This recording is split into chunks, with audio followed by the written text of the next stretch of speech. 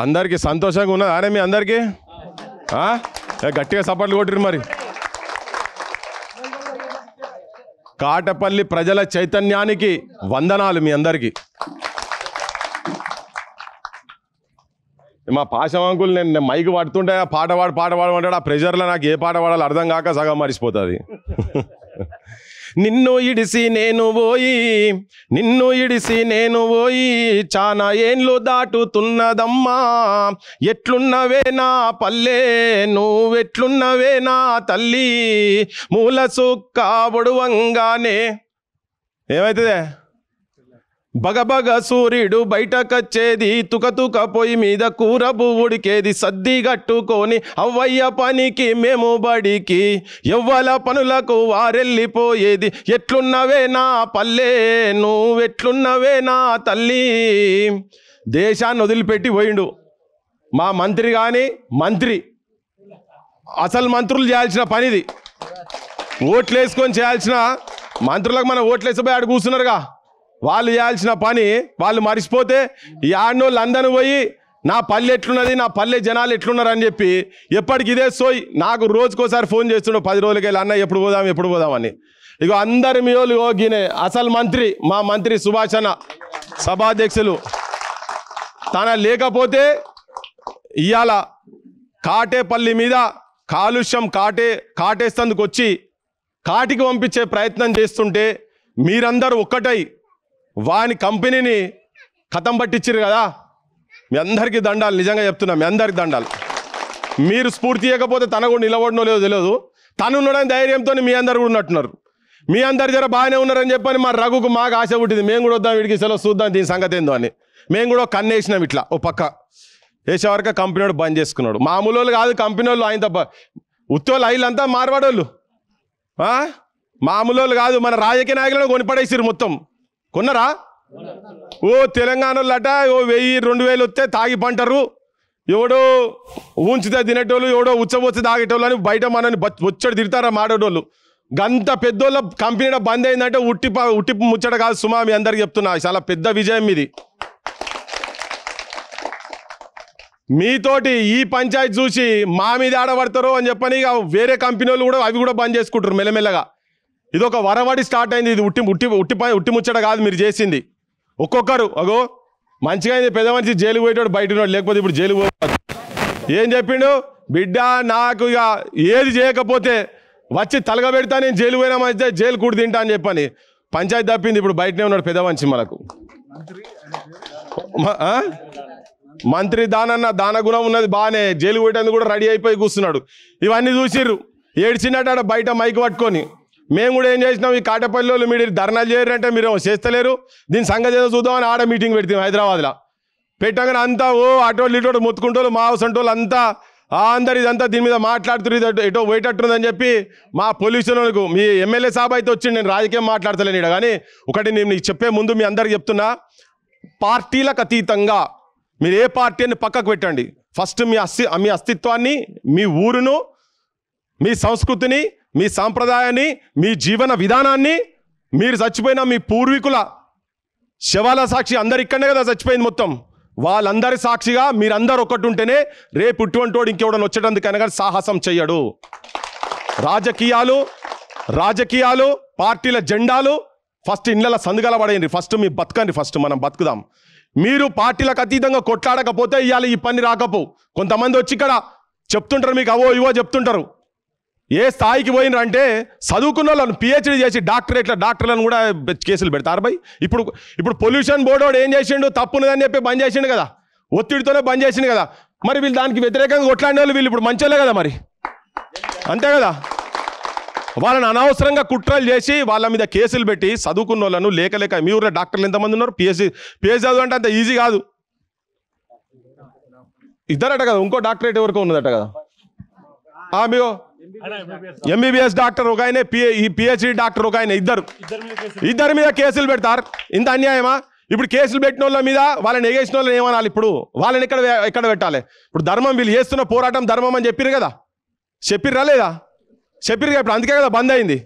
ఇక్కడ విషవాయువులు వస్తున్నాయనే కదా బంద్ అయింది. మరి ఇప్పుడు వీళ్ళ కేసులు పెట్టిర్రు అంటే ఇప్పుడు పెట్టిన వాళ్ళ మీద కేసులు పెట్టాలి, అంతే కదా. ఎమ్మెల్యే సాబ్తో మాకు గెట్టు పంచాయతీ లేదు, గూడ పంచాయతీ లేదు. కానీ ఆయన వచ్చి ఏం చెప్పిండు, నేను మా ముఖ్యమంత్రిని వచ్చి ఇక్కడ ఉండమంటాడా? ముఖ్యమంత్రి కాదు, ముఖ్యమంత్రి బాబు వచ్చి ఉండాలి ఇక్కడ. ఎందుకంటే ఇక్కడ గాలి పీల్చుకుంటే తెలుస్తుంది మీకు, మీ కుటుంబాలకు, మీ పిల్లలకు, మీ మనవళ్ళకు, మీ మనవరాళ్ళకు, మీ భార్యలకు ఆ గాలి పీల్చుకుంటే దాని రుచి ఎట్లుంటుందో తెలుస్తుంది కదా. మనం ఇబ్బంది పడుతున్నామనే కదా వాళ్ళని రమ్మన్నది, లేకపోతే మనం ఎందుకు చెప్తాం? గా హోసుకొచ్చినందుకు మేము చెప్పినాం. చెప్పుడు తప్ప చెప్పుడు తప్ప. మరి మనం ఎంత విషవాయులు పీల్చుతున్నామో దీనిలో ఎంత ఈశం ఉన్నదో అని. ఇవాళ ఏం మంచి జరిగిందంటే కొన్ని వందల మంది శవాలు కాటపల్లికి వెళ్ళి కాటికి పోయేటోళ్ళను ఇలా కాపాడిన వాళ్ళమైన అందరం కలిసి, మీ అందరి చైతన్యము. ఇది సామాన్యమైన ముచ్చట కాదు. కొందరు తాతలను మూడగొట్టుకుందరు, కొందరు నాయనమ్మలను మూడగొట్టుకుందరు, కొందరు అమ్మమ్మను పొడగొట్టుకుందరు, కొందరు పెదనాయనలు, చిన్నాయనలను, అన్నదమ్ములను, అటు ఇటు గుండె కొద్దిగా తక్కువ వీక్ ఉన్న వాళ్ళు కూడా, ఈవెన్ ఇది 20-30 ఏళ్ళోళ్ళు కూడా అటే పోయే పరిస్థితి ఉంటుండే. ఇలా చాలా పెద్ద విజయం సాధించారు మీరు అని చెప్పి నేను చెప్పదలుచుకున్నా. ఏం పనికి 70 ఏళ్ళు దాటిరు ఇక్కడ కూర్చొని, ఏడవైనా కానీ ఇక కనబడుతున్నారు. ఎమ్మెల్యేలు రావాలి, ఎమ్మెల్యేలు కూర్చొని చేసిన పని కదా ఇదంతా. మా పాశవంకులు ఇక వీళ్ళ పోరాటాలన్నీ మా నడుస్తాను. నాకు వచ్చి తెలిసిన కాడికి వెళ్ళి సోపతి పట్టిపోయినావు, ఏం చేస్తావు, చెడగొట్టి నన్ను కూడా గిట్నే తిప్పుతుంది. ఇంకా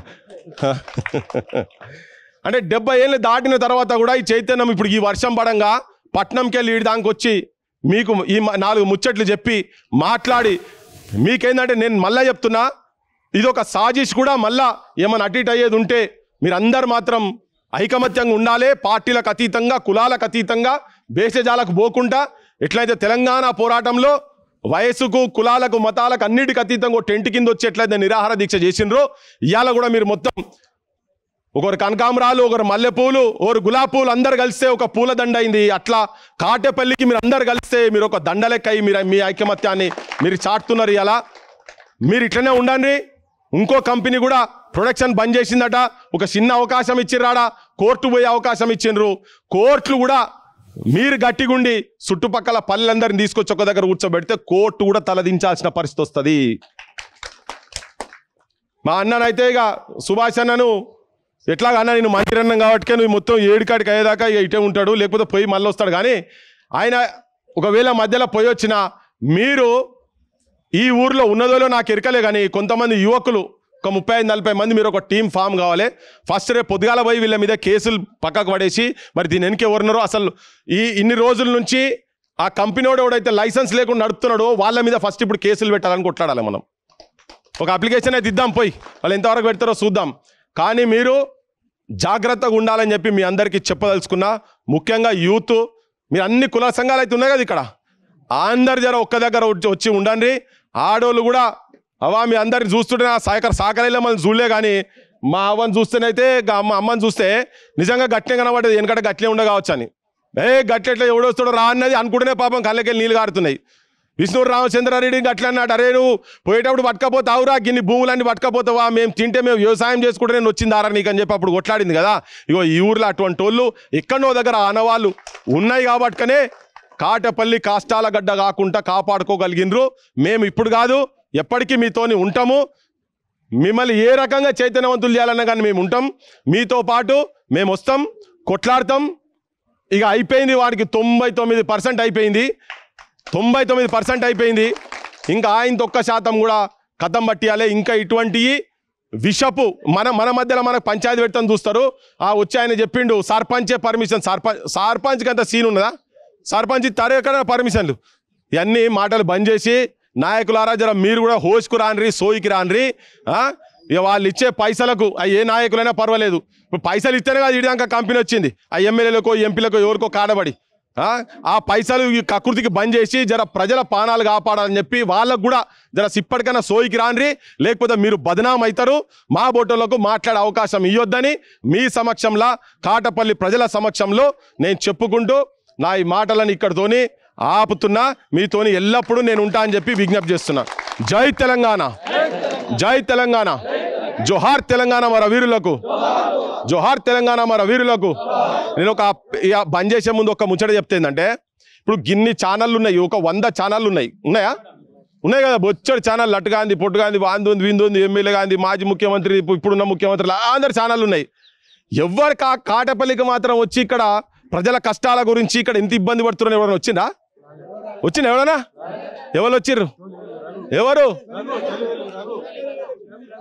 మన మన మన తొలి వెలుగు రఘు ఒక్కడొచ్చిండు పానం గింతనే ఉన్నది పిట్టపిల్లలో ఏమైతుంది అనుకుంటానట్టున్నారు ఈ నిన్న మొన్న కేసులు గీసులు పెట్టి బెదిరిద్దాం అనుకుంటారు కానీ గత సీన్ ఉంటుంది అది లేదు ఇప్పటి నుంచి మీరేం చేయరు అన్ని బంద్ చేసి పడేసారు మానవుని మీద ఈగ వాళ్తే చీమల దండు లెక్క కదలాలి కాటపల్లికలు కూడా జనం కదలాల్సిన పరిస్థితి తెలంగాణకు మాట్లాడేటోళ్ళను మాట్లాడే గొంతులను ఉద్యమాలు చేసేటువంటి వాళ్ళను వాస్తవాలు మాట్లాడే వాళ్ళను నిజాలు చెప్పేటువంటి వాళ్ళను ప్రజల చైతన్యవంతులను చేసే వాళ్ళను ప్రజల సమస్య ఎక్కడ ఉంటుందో అక్కడ ప్రజా గొంతుకలై నిలబడేటువంటి వాళ్ళను సమాజం కూడా కాపాడుకోవాల్సిన అవసరం ఉన్నది కాబట్టి నిజం సైడ్ ఎప్పుడు జనం ఉండాలని చెప్పి నేను ఈ చూస్తున్న ప్రతి ఒక్క జనానికి తెలంగాణ ప్రజలకు కూడా నేను చెప్పదలుచుకున్న జోహర్ తెలంగాణ మన వీరులకు